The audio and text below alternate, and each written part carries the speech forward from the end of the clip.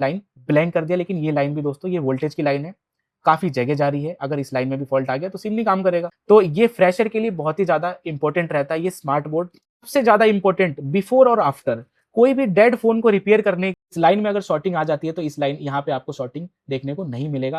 ये वोल्टेज भी इसमें दिखा रहा है, देख सकते हो रेड वाली जो लाइन है, VDD, फ्लैश फाइल, स्टॉक रोम वगैरह सारी शॉर्टिंग हटाने के लिए, लाइन ब्रेक को रिपेयर करने के लिए, और भी बहुत आईफोन के भी हैं, एंड्रॉइड के भी हैं, हवाई, इन्फिनिक्स, HTC है। और ये यहाँ पे ये दिखा देगा कि ये आईसी कितने मॉडल में लगी हुई है, उस हिसाब से आप अपने स्क्रैप बोर्ड से वो आईसी निकाल सकते हो। बोर्नियो क्या रिपेयरिंग लाइन में जरूरी है आज के 5G या लेटेस्ट फोनों पे काम करने के लिए? मिस्टर सेम नॉर्मल कॉइल जैसा दिखता है, जो कि आप नहीं पहचान सकते हो।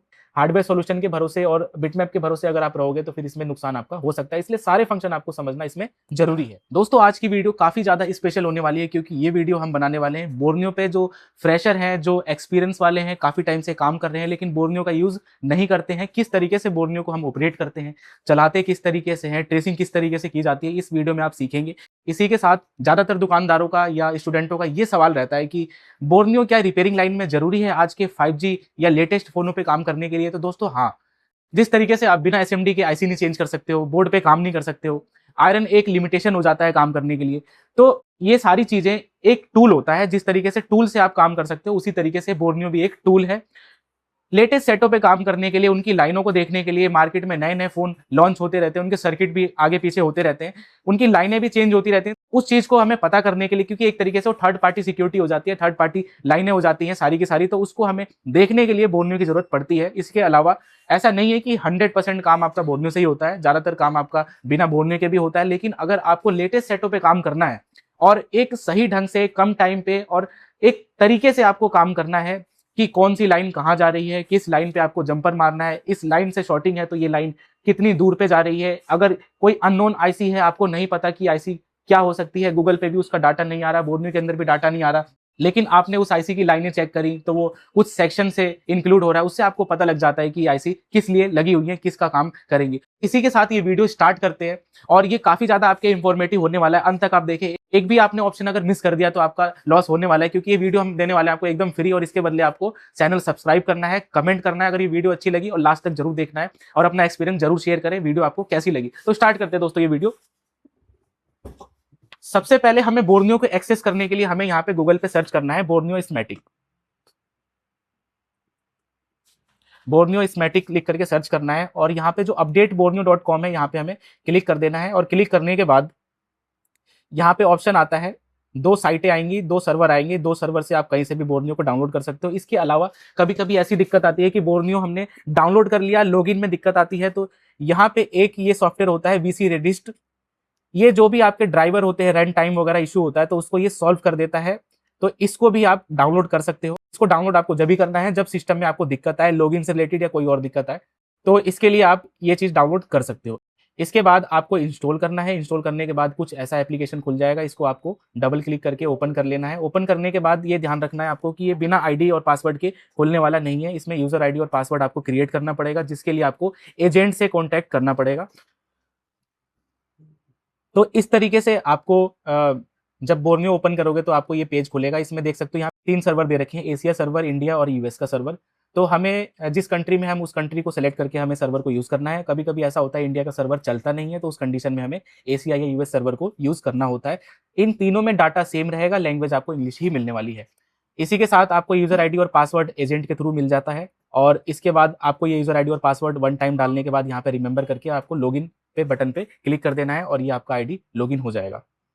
लॉगिन होने के बाद हम इसको थोड़ा जूम कर लेते हैं। जूम करने के बाद इसके जो फंक्शन है, उस फंक्शन को मैं आपको दिखाता हूं। तो देख सकते हो इसमें ऊपर ये सारे ऑप्शन दे रखे हैं। ये सारे ऑप्शन हमें काम के होते हैं। इसमें से जो पहला वाला ऑप्शन होता है, ज्यादातर काम का ये पहला वाला ऑप्शन होता है। इसके अलावा ये मैकबुक, टैबलेट, एप्पल से रिलेटेड कोई काम करने के लिए आपको इस वाले ऑप्शन पे क्लिक करना होता है। और अगर टीवी वगैरह का अगर आपको डाटा चाहिए, लैपटॉप का डाटा चाहिए, तो उसके लिए आपको इस वाले ऑप्शन पे क्लिक करना होता है। और ये वाला जो ऑप्शन है, अगर कोई आपको आईसी मार्केट में नहीं मिल रही है, लेकिन अगर आपके पास स्क्रैप बोर्ड काफी रेंज में पड़े हैं, तो आपको क्या करना है कि उस आईसी का आपको नंबर टाइप करना है, और ये यहाँ पे ये दिखा देगा कि ये आईसी कितने मॉडल में लगी हुई है। उस हिसाब से आप अपने स्क्रैप बोर्ड से वो आईसी निकाल सकते हो। ये फर्मवेयर होता है जिसमें एमएमसी का सॉफ्टवेयर, डम फाइल, फ्लैश फाइल, स्टॉक रोम वगैरह सारी चीज़ें यहाँ पे आप देखने को मिलती है इसके अंदर, और बायोस वगैरह की भी कुछ फाइलें होती हैं लैपटॉप वगैरह से रिलेटेड, ये कुछ फेसबुक के ग्रुप वगैरह होते हैं। तो दोस्तों ये जैसा कि आपने ये ऑप्शन देखा, सारे के सारे ऑप्शन मैंने आपको बताया कि किस काम में आते हैं। इसमें सबसे ज़्यादा यूज़ आपका ये वाला ऑप्शन होगा। पहले वाले ऑप्शन पे आप क्लिक करोगे, क्लिक करने के बाद यहाँ पे 4 ऑप्शन खुल जाएंगे। 4 ऑप्शन में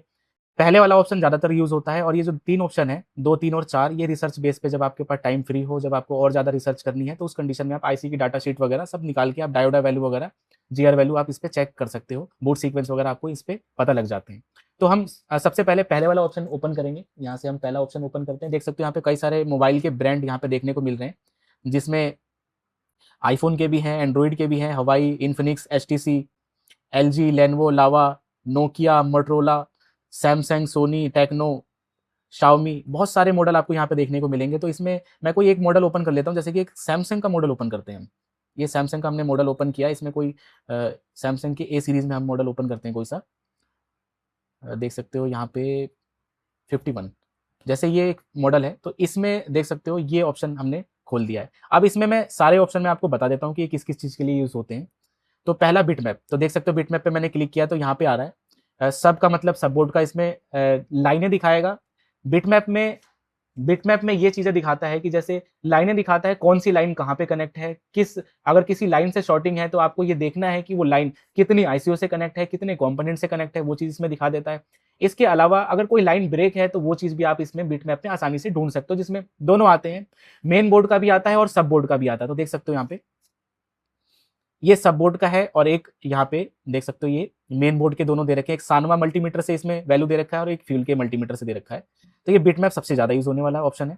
उसके बाद डायोडा वैल्यू देख सकते हो यहाँ पे, कनेक्टर और बोर्ड पे जो लगे आईसी है इनकी जीआर वैल्यू बताता है।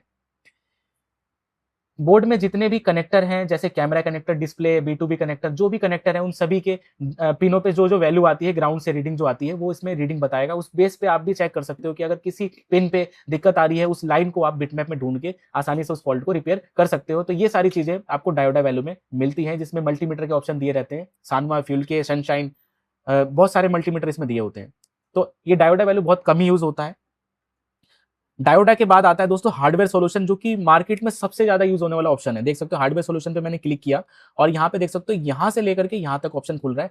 ये सभी मॉडल के, जितने भी मॉडल आपको मार्केट में मिलते हैं उन सभी मॉडल के ये हार्डवेयर सॉल्यूशन मिलते हैं, उससे आप काम कर सकते हो। तो इसमें होता क्या है, इसमें देख सकते हो camera, charger, fingerprint, front camera, LCD, mic, ringer, जो भी चीज है, मतलब जो भी सेक्शन होते हैं, touch screen, wifi, Bluetooth, network, इन सभी सेक्शन की लाइनें कहाँ से कनेक्ट हैं, कौन कौन से कंपोनेंट लगे हुए हैं इसमें, वो सारी चीजें इसमें बताता है। तो ये चीज इसमें ओपन करके हम आसानी से उस लाइन को चेक कर सकते हैं मल्टीमीटर से, डायोड रेंज पे आराम से हम जीआर वैल्यू के बेस पे या वोल्टेज वगैरह चेक करके हम आसानी से उस फॉल्ट को कर पाते हैं रिपेयर।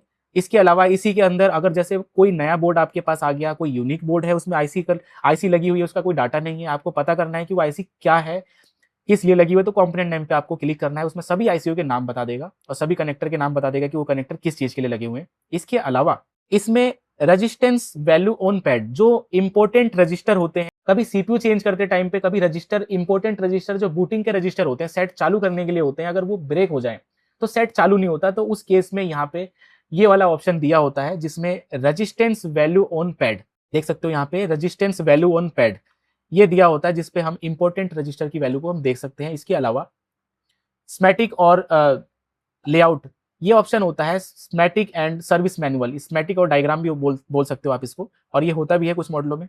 तो ये जो होता है एक तरीके से कोई भी मॉडल का एक पूरा का पूरा डाटा होता है, आईसी की डाटा शीट होती है। किसी लाइन को देखना है, इस लाइन में कितने कंपोनेंट लगे हुए हैं, सीरीज में लगा है, पैरेलल में लगा है, कोई डिवाइडर बन रहा है, कहाँ से सेंसिंग हो रही है, क्या चीज कंपनी ने कुछ अलग दिया हुआ है इस बोर्ड में, वो सारी चीजें आपको यहाँ पे डाटा में मिल जाता है। लेकिन इसको समझना थोड़ा मुश्किल होता है। अगर आपने ये नहीं समझा और आप इसको छोड़ करके बिटमैप और हार्डवेयर सॉल्यूशन से रिपेयरिंग करते हो, तो उस कंडीशन में ये दिक्कत हो सकती है कि जिन मॉडल के अगर बिटमैप और हार्डवेयर सॉल्यूशन नहीं होते हैं, तो उसमें स्मैटिक डायग्राम से ही रिपेयरिंग करनी होती है, और स्मैटिक डायग्राम से भी रिपेयरिंग हो जाती है। अगर स्मैटिक डायग्राम आपको चलाना नहीं आता, तभी भी आप वो सेट को आप रिपेयर नहीं कर पाएंगे, आपको रिटर्न करना पड़ता है। हार्डवेयर सॉल्यूशन के भरोसे और बिटमैप के भरोसे अगर आप रहोगे तो फिर इसमें नुकसान आपका हो सकता है। इसलिए सारे फंक्शन आपको समझना इसमें जरूरी है। इसके बाद हम आते हैं स्मार्ट बोर्ड। स्मार्ट बोर्ड का जो ऑप्शन होता है, ये बोर्नियों को 3D व्यू में देखने के लिए होता है। अगर जिस तरीके से हम बिटमैप को ओपन करते हैं किसी लाइन को फाइंड करने के लिए कि लाइन कहाँ कहाँ पे कनेक्ट है, लेकिन वो एक तरीके से ब्लॉक डायग्राम के जरिए, बॉक्स के जरिए दिखाएगा। उसमें हमें कंपोनेंट नहीं पता लगेगा कि वहां पे 3D में कंपोनेंट क्या लगा हुआ है, बस वहां पे सर्किट सिंबल होगा जिससे आपको समझना होगा यहाँ पे आईसी है, यहाँ पे कॉइल है, यहाँ पे कैपेसिटर, यहाँ पे रजिस्टर वगैरह जो भी कंपोनेंट है वो होते हैं। तो बिटमैप में ये चीजें होती हैं। लेकिन स्मार्ट बोर्ड अगर किसी मॉडल का दिया हुआ है तो उसमें 3D व्यू, एक तरीके से आपको 3D बोर्ड दिखेगा। उस बोर्ड में किसी भी कंपोनेंट पे आपने क्लिक करा तो वो लाइनें दिखा देगा टोटल बिटमैप जैसा। तो ये फ्रेशर के लिए बहुत ही ज्यादा इंपॉर्टेंट रहता है ये स्मार्ट बोर्ड। तो अगर जो फ्रेशर है उसको यूज करेंगे तो आपको काफी ज्यादा एक्सपीरियंस मिलने वाला है, कोई भी लाइन को फाइंड करने के लिए, किसी भी वैल्यू को फाइंड करने के लिए, शॉर्टिंग हटाने के लिए, लाइन ब्रेक को रिपेयर करने के लिए, और भी बहुत सारी चीजें आप इससे कर सकते हो। नेक्स्ट रहता है दोस्तों थर्मिस्टर।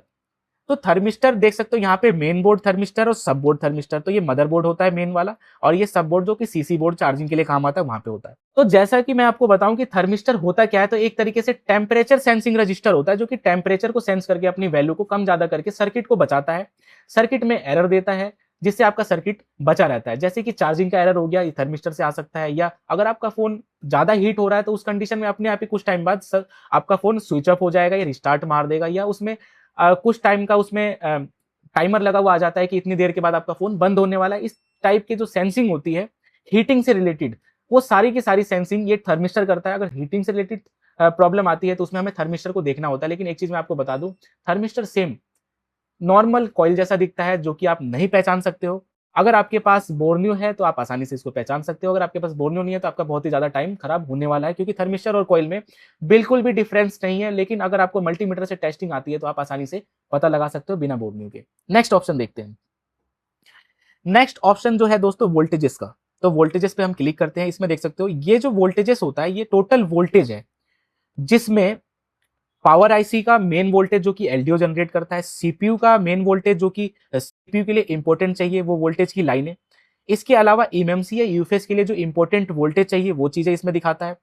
और इसके अलावा सबसे ज्यादा इंपॉर्टेंट बिफोर और आफ्टर, कोई भी डेड फोन को रिपेयर करने के लिए बिफोर और आफ्टर की बहुत ज्यादा जरूरत पड़ती है। इसमें हमें सेट को चालू करने से पहले की वोल्टेज इस पे दिखाता है। इसके अलावा बंद सेट में जो वोल्टेज जिस लाइन पे बनेगी उस लाइन का नाम भी दिखाएगा और वोल्टेज भी दिखाएगा। तो अगर फोन बंद है तो उसमें अगर वो वोल्टेज बन रही है तो इसका मतलब वो सही है। और चालू फोन पे अगर फोन आपका चालू नहीं हो पा रहा तो उस कंडीशन में आप सारी वोल्टेजेस को मैच कर सकते हो कि कौन कौन सी वोल्टेज बन रही है, कौन सी वोल्टेज नहीं बन रही। जो वोल्टेज नहीं बन रही है उसकी लाइन आप बिटमैप में, हार्डवेयर सॉल्यूशन में या स्कीमेटिक डायग्राम में आप चेक करके आप रिपेयरिंग कर सकते हो। तो ये सारी चीजें बोर्नियो में होती हैं, जो कि मैंने आपको एक बेसिक फंक्शन बताया। इस बोर्नियो को ऑपरेट करने के लिए इस तरीके से आप इसको ऑपरेट कर सकते हो। तो मैं आपको चला के बता देता हूँ। इसकी जो दोस्तों कंप्लीट वीडियो रहने वाली है वो नेक्स्ट वीडियो में बनाएंगे। अगर आपको ये वीडियो अच्छा लगता है तो आप कमेंट में बताएं, हम नेक्स्ट वीडियो इस पर डीप में देने वाले हैं, जिससे आप आसानी से इस टोटल बोर्नियो स्कीमेटिक को चला के आराम से अपना सेट को रिपेयर कर सकते हो। जहां पे आपको पूरे दिन का टाइम लगता है वहां पे आप इसको कम टाइम में आसानी से किसी भी फॉल्ट को फाइंड कर सकते हो। तो मैं आपको एक थोड़ा सा डेमो दे देता हूं इसमें। जैसे कि हमने ये वाला मॉडल ओपन किया था, इस मॉडल में हम हार्डवेयर सॉल्यूशन को ओपन करते हैं। जैसे कि कोई सा मान लो फिंगरप्रिंट का सेक्शन है, तो फिंगरप्रिंट नहीं चल रहा है, फिंगरप्रिंट को हम क्लिक करते हैं। और फिंगरप्रिंट को क्लिक करने के बाद इसको मैं थोड़ा सा जूम कर देता हूँ, यहाँ से देख सकते हो इसमें टोटल फिंगरप्रिंट की लाइनें दिखा दिया इसने। ये कनेक्टर है B2B कनेक्टर, इस कनेक्टर में देख सकते हो सारी लाइनें कहाँ कहाँ से लाइनें जा रही हैं। इस लाइन के बीच में कोई कंपोनेंट है कि नहीं है वो सारी की सारी चीजें टोटल दिखाएगा। यहाँ पे कुछ भी लाइन में कंपोनेंट नहीं है, टोटल सीपीयू के अंदर जा रहा है। इसके अलावा इसमें जो वोल्टेज रहेंगी ये वोल्टेज भी इसमें दिखा रहा है, देख सकते हो रेड वाली जो लाइन है VDD लाइन 3.3, ये वोल्टेज कहाँ से आ रही है, और इस वोल्टेज की लाइन में कोई कंपोनेंट लगा हुआ है तो वो भी दिखाएगा, और डायरेक्ट अगर ये आ रही है तो ये भी आपको इसमें दिखा देगा। तो देख सकते हो यहाँ पे एक कंपोनेंट दिया हुआ है जो कि इस बोर्ड में कंपोनेंट कोई नहीं है, और एक यहाँ पे कैपेसिटर दिया हुआ है जो कि आईसी के अंदर आ रहा है। कभी कभी ऐसा होता है कि ये जो वोल्टेज इस सेक्शन में, सेपरेट सेक्शन में, फिंगरप्रिंट के सेक्शन में यहाँ पे सिंगल दिखा रहा है, ये देख सकते हो 3.3 सिंगल दिखा रहा है। और यहाँ पे बस ये दो ही कंपोनेंट की लाइन है जिसमें ये लाइन कनेक्ट है। तो इसको डीप में देखने के लिए आपको क्या करना है, बिटमैप को ओपन करना है इसी मॉडल का। यहाँ पे बिटमैप को ओपन करते हैं। बिटमैप को ओपन करने के बाद हम क्या करेंगे, फ्यूल के या सानवा पे हम क्लिक कर देते हैं, और यहाँ से हम कनेक्टर को ओपन करेंगे। जैसे कि ये वाला कनेक्टर था, देख सकते हो, और इस कनेक्टर में हम पिन को गिन लेंगे। जैसे कि हार्डवेयर सॉल्यूशन में यहाँ पे दिखाया इसने, यहाँ से हम पिन कंफर्म कर लेते हैं। जैसे देख सकते हो यहाँ पे 34 नंबर पिन है। तो यहाँ पे हम देखते हैं 34 नंबर पिन कौन सी है, तो देख सकते हो ये रहा 34 नंबर पिन। इसमें टोटल कंप्लीट दिखाता है। अगर इसकी लाइन में अगर दो ही कंपोनेंट है तो दो ही दिखाएगा, अगर ज़्यादा है तो ज़्यादा दिखाएगा। कभी कभी ऐसा होता है कि कोई लाइन ऐसी होती है जो ज़्यादा इंपॉर्टेंट होती है और हार्डवेयर सॉल्यूशन में उसने बस दो ही कंपोनेंट दिखाया है, लेकिन वो लाइन काफ़ी लंबी होती है। जैसे कि एक मैं आपको कोई सेक्शन दिखाता हूँ, सिम सेक्शन। तो इसमें मैं एक आपको सिम का सेक्शन दिखाता हूँ। जैसे कि ये रहा सिम कार्ड का सेक्शन मैंने ओपन किया है और अब देख सकते हो ये जैसे कि सिम का सेक्शन है। तो यहाँ पे जो पिन होती है सिम की, ये इसमें दिखा रहा है ये पिन यहाँ से कनेक्ट हो रही है और ये लाइन टोटल सीपीयू के अंदर आ गई, ये लाइन सीधा। अब इस लाइन के अंदर अगर कोई वोल्टेज है तो वो भी दिखा देगा। देख सकते हो यहाँ पे ये कैपेसिटर पे कनेक्ट है। कैपेसिटर एक साइड से ग्राउंड होता है, जो कि यहाँ पे कोई भी वोल्टेज नहीं मिलेगा। रजिस्टर के दूसरी साइड आपको वोल्टेज देखने को मिल सकती है, लेकिन इस हार्डवेयर सॉल्यूशन में यहाँ पे कोई भी लाइन यहाँ पे नहीं दिखाया, इसको ब्लैंक कर दिया इसने। उसके बाद यहाँ पे लाइन कनेक्ट है और यहाँ से ये लाइन इसे नीचे आ गई, तो यहाँ तक ठीक है। ये रजिस्टर हम देखते हैं, इस रजिस्टर के इस साइड में क्या है ये इसमें कंप्लीट दिखाएगा। तो हार्डवेयर सॉल्यूशन में देख सकते हो एक तरीके से अधूरा है। तो आपको कंप्लीट देखने के लिए आपको क्या करना पड़ेगा, बिटमैप ओपन करना है और पहले ही हम काउंट कर लेते हैं। यहाँ से एक सीधा कंपोनेंट है, उसके बाद 1 2 3 3 नंबर कंपोनेंट यहाँ पे मिलेगा। तो सिम सेक्शन हम निकालते हैं यहाँ पे बिटमैप के अंदर। ये देख सकते हो सिम सेक्शन है। तो यहाँ पे यही था डिटेक्शन की पिन, यहाँ से कनेक्ट थी 1 2 3, देख सकते हो ये रहा। इसमें एक कंबाइन फीचर है, इसको कंबाइन करके दिखाता हूँ, काफ़ी बेटर रिजल्ट मिलता है इसमें। तो मैंने बिटमैप को ओपन करा और फिर इसके बाद मैंने यहाँ पे इसको यहाँ से कंबाइन कर दिया, तो दोनों को आपको देखने में काफ़ी आसानी रहेगी। तो इसमें मैं सिम सेक्शन को ओपन करता हूँ, देख सकते हो यहाँ पे सिम सेक्शन को ओपन किया है और इसमें भी बिटमैप को भी ओपन कर लेता हूँ ताकि बार बार हमें पेज को ना पीछे जाना पड़े। तो ये मैंने ओपन किया है और इसके करने के बाद देख सकते हो यही वाली लाइन है डिटेक्शन की, इस पर हमने क्लिक किया तो अब यहाँ पे दिखा रहा है, देख सकते हो 1 2 3 4 4 कंपोनेंट है, 1 2 3 4। तो एक तो एनसी है, मतलब यहाँ पे कंपोनेंट नहीं दिया हुआ। उसके बाद ये वाला एनसी है, यहाँ पे कंपोनेंट नहीं दिया हुआ। ये वाला कैपेसिटर है जो कि इसमें बता रहा है कैपेसिटर है, देख सकते हो बिटमैप पे भी दिखा रहा है।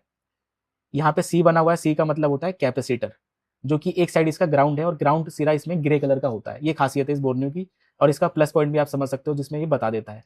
इसके अलावा हम ये वाला देखने वाले थे, ये वाला रजिस्टर।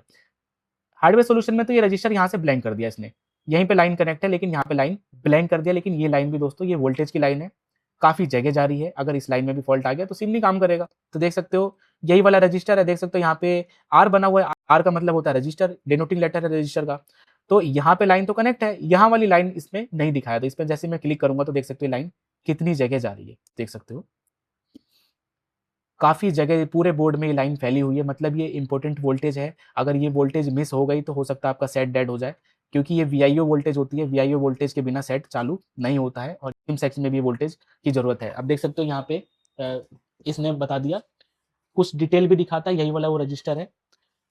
इस रजिस्टर में ये लाइन जितनी जगह पे कनेक्ट है वो दिखा दिया। इसके अलावा इसकी कुछ डिटेल दिखाता है। यहाँ पे डिटेल में रेजिस्टेंस देख सकते हो 2.1 किलो ओम का रजिस्टर लगा हुआ है, जो कि HVR हाई वैल्यू रजिस्टर है ये। इसके अलावा अगर आप इस पे GR वैल्यू देखोगे तो डायोडा वैल्यू दिखा रहा है 0.427 के आसपास। यहाँ पे GR वैल्यू आपको ग्राउंड रीडिंग देखने को मिलेगी डायोड रेंज पे।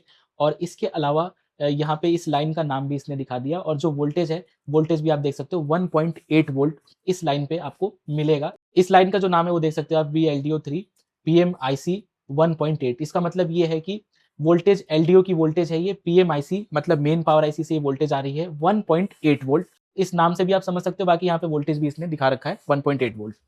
तो कभी कभी हमें हार्डवेयर सॉल्यूशन से काम करते हुए ये भी दिक्कत आती है कि हार्डवेयर सॉल्यूशन में तो उन्होंने अपने लाइन से रिलेटेड जो भी लाइन है वो उन्होंने दिखा दिया, लेकिन अगर उसमें ये सारी लाइनें सही हैं, हार्डवेयर सॉल्यूशन की सारी लाइनें सही हैं, जैसे कि ये देखो हार्डवेयर सॉल्यूशन की सारी लाइनें ये सही है, हमने सब चेक कर लिया, इसके बाद भी अगर हमारा सेट रिपेयर नहीं हो पाता तो हम कोई ऐसे कंपोनेंट को ढूंढते हैं जिसका दूसरा साइड खाली होता है। अब इस खाली कंपोनेंट को हम किस में सर्च करते हैं, बिटमैप में। अब बिटमैप सारा का सारा चिट्ठा ये खोल देता है, जहां जहां पे लाइन कनेक्ट होती है अगर वो खाली है तो क्यों खाली है इसमें कंप्लीट बता देगा। अगर वो ग्राउंड होगा तो इसमें दिखाएगा ग्राउंड है, अगर वो लाइन प्लस की है, सप्लाई की है, वोल्टेज की है, तो इसमें बिटमैप में आसानी से दिखा देगा।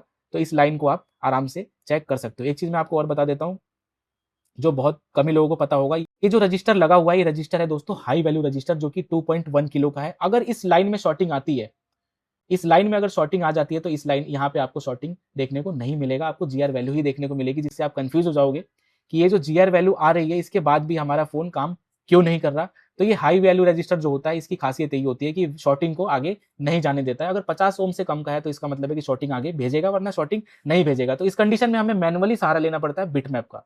बिटमैप पे आने के बाद हम यहाँ पे क्लिक करते हैं, क्लिक करने के बाद इस लाइन को हमें मैनुअली चेक करना है शॉर्ट है या क्या कंडीशन है, इस लाइन पे वोल्टेज आ रहा है नहीं आ रहा। ये दोस्तों मैंने छोटा सा एक आपको डेमो दिया जिससे हम इसमें समझ सकते हैं। इसके अलावा कुछ और चीज मैं आपको दिखा देता हूँ, जैसे कि कंपोनेंट नेम। तो ये कंपोनेंट नेम है, इस कंपोनेंट नेम पे हम किस लिए यूज करते हैं कंपोनेंट नेम का।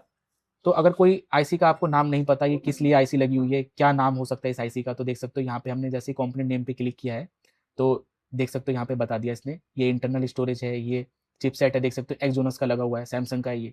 इसके अलावा दोस्तों ये देख सकते हो एक छोटी सी आईसी लगी हुई है यहाँ पे, इस आईसी का क्या नाम है, तो देख सकते हो यहाँ पे ऑडियो आईसी दिखा दिया इसने। इसी तरीके से एक यहाँ पे आईसी लगी हुई है, देख सकते हो ये आईसी क्या है, तो यहाँ पे दिखा दिया इसने पावर आईसी है। तो इस तरीके से ये चार्जिंग आईसी है, मतलब ये मिनी पावर है लेकिन इसमें दिखा रहा है पावर आईसी, तो ये भी ठीक है।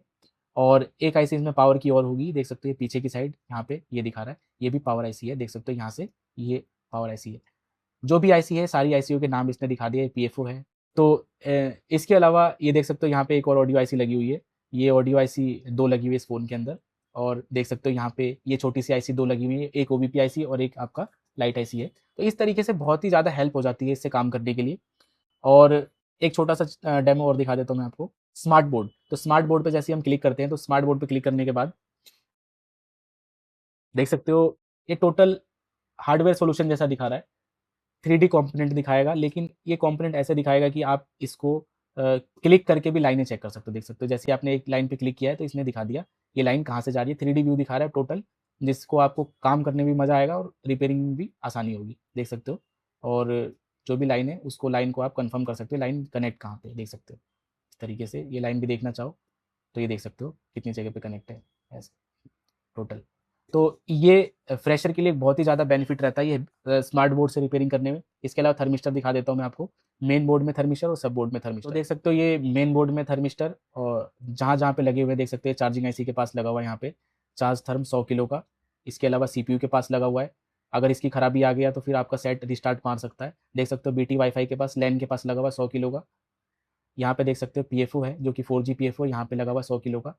और इस तरीके से इसमें थर्मिस्टर होता है। अगर इसकी थर्मिस्टर की नॉलेज है, देख सकते हो एक चीज़ मैं आपको दिखा दूँ, एकदम कॉइल जैसा होगा ये थर्मिस्टर, देख सकते हो ये एकदम कॉइल जैसा दिखेगा, बिल्कुल नहीं पहचान सकते आपकी थर्मिस्टर है क्या है, लेकिन अगर आपको टेस्टिंग आती है तो आप पहचान सकते हो आसानी से।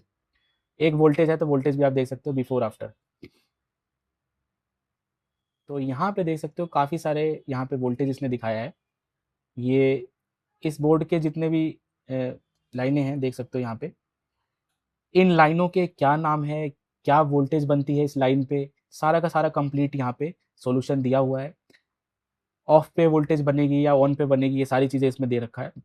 तो इस तरीके से आपको हिंट मिल जाता है काम करने के लिए। अगर आपको, अगर एक एग्जांपल दे रहा हूँ, अगर मान लो आपको ये आप देख सकते हो ये वाला कैपेसिटर है, अगर ये कैपेसिटर आपका शॉर्ट बता रहा है, हालांकि शॉर्ट नहीं बताना चाहिए, देख सकते हो यहाँ पे डायोडा वैल्यू भी दिया हुआ है, पॉइंट 231 की यहाँ पे जीआर वैल्यू आएगी। लेकिन अगर आपको मल्टीमीटर से बीप सुनने को मिल रहा है तो हो सकता है कि ये लाइन कई जगह कनेक्ट हो, लाइन में पूरे बोर्ड में फैली हुई लाइन हो सकता है। तो इस लाइन को आपको चेक करने के लिए आपको क्या करना है, सीधा बिटमैप को ओपन करना है।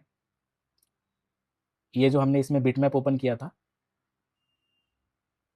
ये बिटमैप हमने ओपन किया था, इस बिटमैप को ओपन करना है, उस कैपेसिटर पे क्लिक करना है, और क्लिक करने के बाद वो बता देगा कि लाइन कहाँ पे कनेक्ट है और कहाँ से जा रही है, कहाँ से आ रही है। तो ये चीज़ होता है, इसमें आसानी से हम किसी भी सेट की लाइनों को देख सकते हैं। और रिपेयरिंग में जो आपको टाइम ज़्यादा लगता है वो टाइम इसमें कम लगेगा। जहाँ पे आप पूरे दिन में एक फ़ोन बनाते हैं वहाँ पे हो सकता है कि आप 2 से 3 फ़ोन बना सकते हैं, क्योंकि इसमें आपको टाइम की बचत होगी। उस हिसाब से आप अर्निंग भी अच्छी खासी कर सकते हैं। तो ये कैसी लगी आपको वीडियो, कमेंट में ज़रूर बताएं। अगर आपको इसकी डीप वीडियो चाहिए, इसके बारे में थोड़ा सा और जानकारी आपको चाहिए, कंप्लीट किस तरीके से हम इसको चलाते हैं, तो वो चीज़ आप कमेंट में बताएं। हम नेक्स्ट वीडियो इस पे लाने वाले हैं, और नेक्स्ट वीडियो में हम आपको कंप्लीट एक एक ऑप्शन के बारे में बताएंगे, एक एक ऑप्शन किस तरीके से काम करता है, स्मैटिक किस तरीके से चलाते हैं, लेआउट किस तरीके से चलाया जाता है, फ्लैश फाइल किस तरीके से हम यहाँ पे डाउनलोड करते हैं, इसके अलावा डेटा शीट को किस तरीके से रीड करते हैं, और जीआर वैल्यू अगर एक साथ देखना है पूरे कनेक्टर का वो कैसे देख सकते हैं।